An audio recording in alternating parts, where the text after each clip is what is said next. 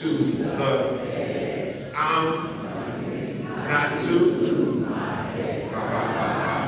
Got the laugh. jungle sometime. A concrete jungle, Yes. which was also a big movie in the 50s, talking about those conditions that didn't get repaired by 1973. Not at all.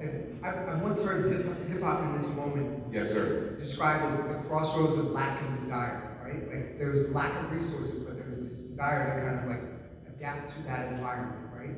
Yes. And Bronx gets a lot of the credit.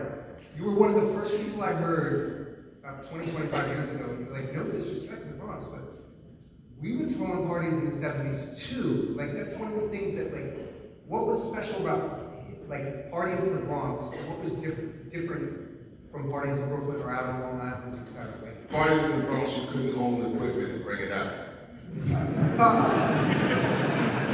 In the areas outside of the epicenter of what could get your ass got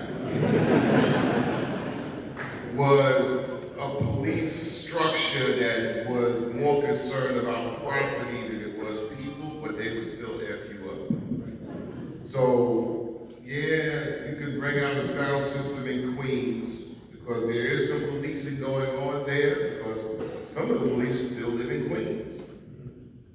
You could bring equipment out in Nassau County, the next county, because not only are the police also part of the New York City force, they live in Nassau County.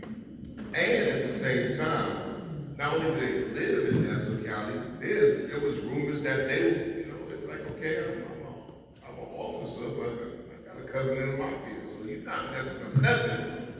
You go to jail, you deal with police, you go deal with the mob. So it's like, so you can bring a sound system out, nobody want to touch you because the police are about whether they're concerned about you. No, we're concerned about protecting the environment, the property. In the area of Bronx and Brooklyn, you could not bring a sound system out into the streets because it kind of was like, we'll look the other way.